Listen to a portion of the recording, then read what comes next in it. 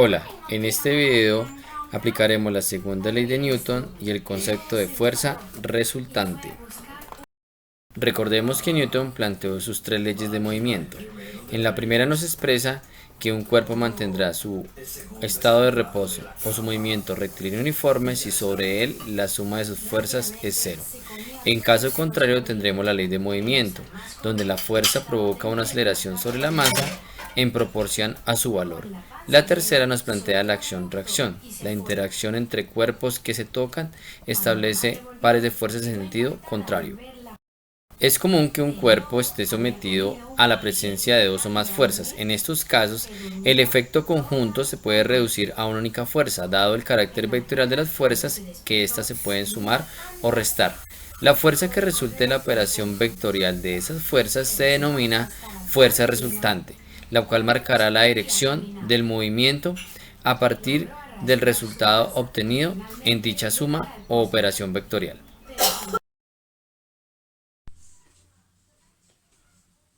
Hola, en este video trabajaremos ejemplos donde se hará uso de la segunda ley de Newton, también llamada ley de movimiento. Recordemos que esta ley expresa que el cuerpo ya no se encuentra en reposo y que la suma de las fuerzas ya no es cero, sino que la suma de las fuerzas genera sobre la masa del cuerpo una aceleración. Si hacemos el análisis de esta ley a nivel de unidades, recordemos que la fuerza se mide en newtons. La masa se expresa en kilogramos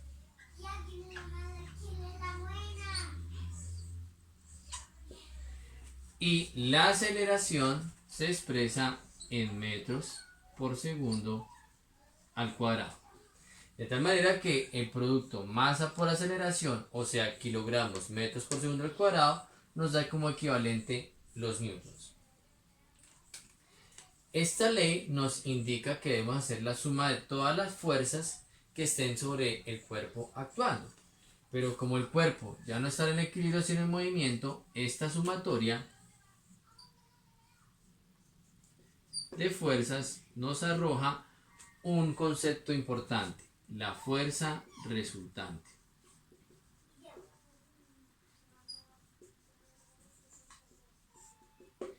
La fuerza resultante se caracteriza porque las fuerzas, al ser vectores, es decir, al ser cantidades que tienen una magnitud pero también una dirección, se pueden operar matemáticamente. Y la fuerza resultante sería el resultado de la suma o resta de las fuerzas.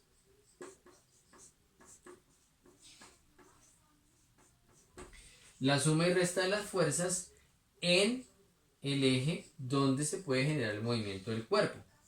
¿Bien? Entonces, eso también nos remite a que la suma de las fuerzas se puede tener una suma de fuerzas en X o una suma de fuerzas en Y. ¿Cuándo se da la suma de fuerzas en X? Cuando nuestro cuerpo se mueve en forma horizontal. ¿Cuándo se da la suma de fuerzas en Y? Cuando nuestro cuerpo se puede mover en forma vertical. Vamos a abordar algunos ejemplos.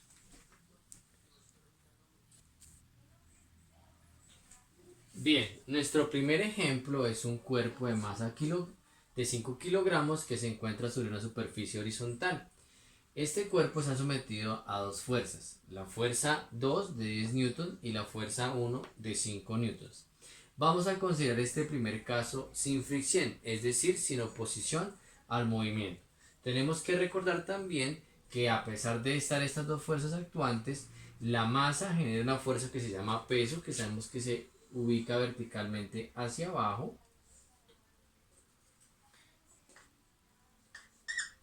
y que el peso es contrarrestado por la superficie horizontal que genera una fuerza en dirección de 90 grados llamada normal.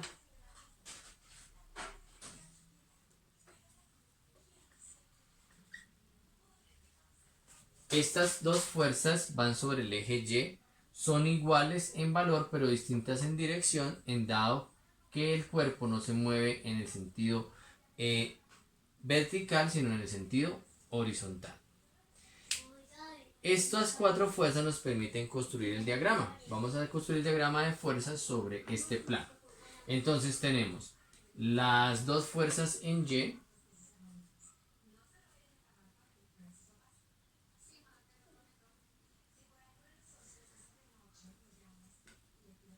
la normal,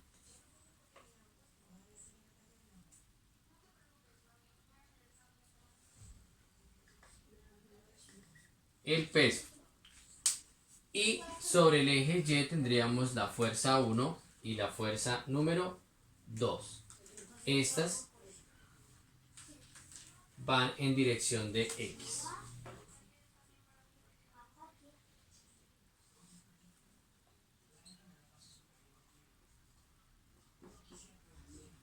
La fuerza 1 y la fuerza número 2.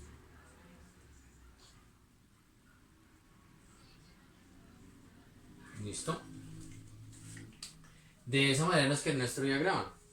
Esto nos remitiría a las leyes de Newton.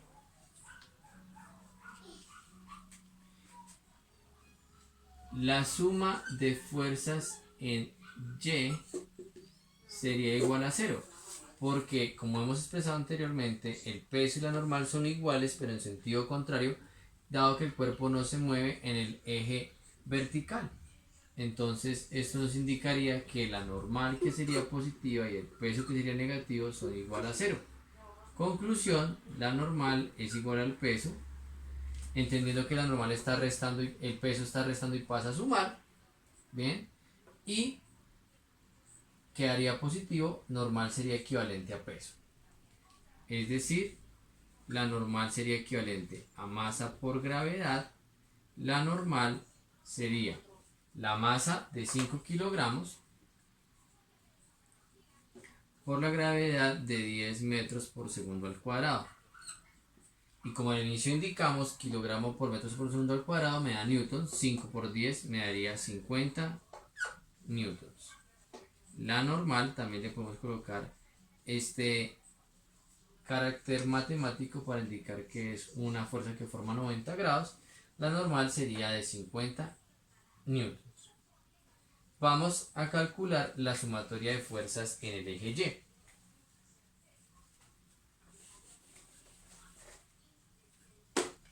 En el eje Y, la suma de fuerzas se ajusta a la segunda ley de Newton, masa por aceleración. Las fuerzas actuantes en el eje Y, recuerden que estamos sin fricción, serían la fuerza 2 y la fuerza 1. Ellas se sumarían porque serían positivas. Fuerza 1 más fuerza 2 igual a masa por aceleración. ¿Qué valor tiene la fuerza 1? 5 newtons. ¿Qué valor tiene la fuerza 2? 10 newtons. Y esto me daría la masa, que tenemos 5 kilogramos, y la aceleración sería la incógnita a averiguar. 5 más 10, 15 newtons. Kilogramos multiplica, pasa a dividir.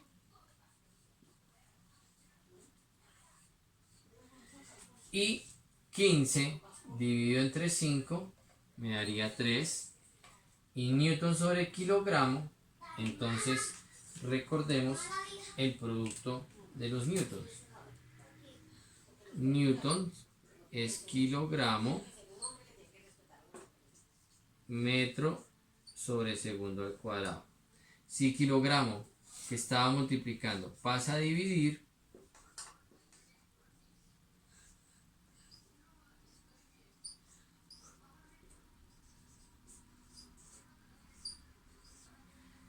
newton sobre kilogramo nos quedaría equivalente a metro por segundo al cuadrado, que son las unidades de aceleración. Entonces este 3 quedaría con metro por segundo al cuadrado, y sería la aceleración que nuestro cuerpo adquiere por la fuerza que resulta de aplicar estas dos fuerzas. La fuerza resultante en este caso sería la suma de estas dos, que serían los 15 newtons. Observen ustedes que el signo de la aceleración está en términos del sentido del movimiento. Las dos fuerzas actúan hacia la izquierda, hacia la derecha, es decir, son positivas.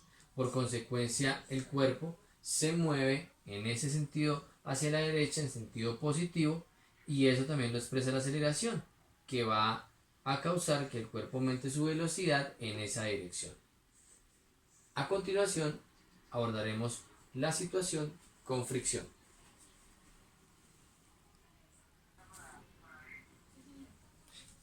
Bien, como hemos mencionado, ahora afrontaremos la misma situación pero con fricción. Con fricción, recordemos que la fricción es una fuerza de oposición hacia el movimiento. Su dirección entonces será el sentido contrario a la posibilidad de movimiento del cuerpo. Dado que tenemos estas dos fuerzas actuando hacia la derecha, la fuerza de fricción resultaría como oposición y se ubicaría en sentido hacia la izquierda. La fricción se genera por el contacto de la superficie con el objeto que se intenta mover con respecto a ella. Entonces, de esta manera la fuerza de fricción se da por contacto de las superficies. Recordemos que la fuerza de fricción depende del coeficiente de fricción, es decir, de la propiedad de la superficie, que tanta posición genera. Eso se representa con la letra griega μ. En este caso, el coeficiente de fricción nos indican que es de 0.2 y ese coeficiente se multiplica por la normal. En el anterior caso, habíamos determinado que la normal y el peso estaban equivalentes. La normal nos había dado 50 newtons. En contraposición al peso, que sería menos 50 newtons, que estaba dirigido verticalmente hacia abajo. El producto μ por la normal nos va a dar el valor de la fuerza de fricción. Para nuestro caso, la fuerza de fricción sería μ, que tendría un valor de 0,2, propiedad de la superficie, por la normal, cuyo valor es 50 newtons. Este producto nos remite a que la fuerza de fricción es de 10 newtons en oposición al movimiento.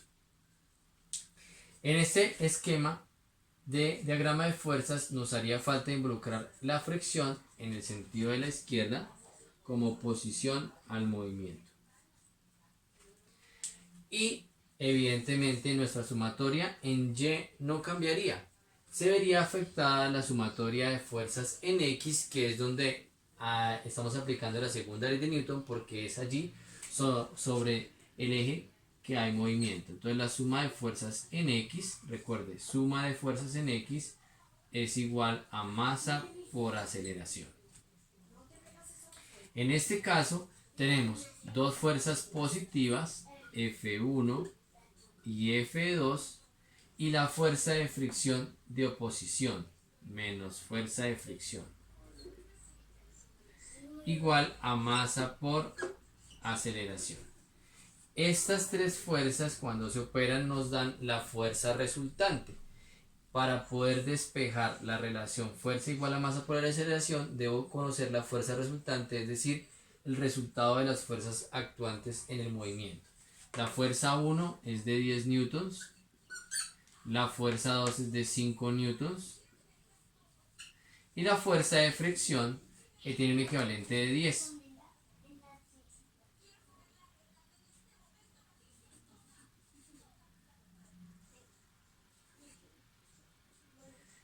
Y esto sería igual a masa por aceleración.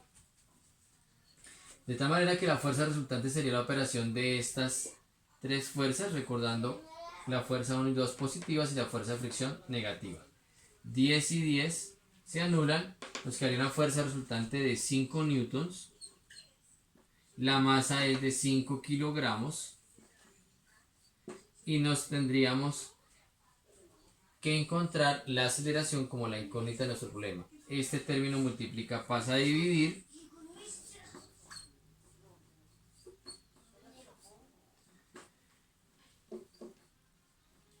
y como hemos expresado anteriormente, newton sobre kilogramos nos da metros por segundo, 5 y entre 5 nos da 1. La aceleración que ahora tendría nuestro cuerpo sería de 1 metro por segundo al cuadrado. pero sigue siendo positiva. Es decir, estas dos fuerzas actuantes logran desplazar el cuerpo con menor aceleración que si no estuviera la fricción, pero por ser positiva el cuerpo se desplazaría hacia la derecha. La fuerza de fricción lo que está haciendo es evitar que el valor de la aceleración sea mayor. Como podemos observar, en este caso nos da un valor de 1, anteriormente sin fricción nos había dado 3.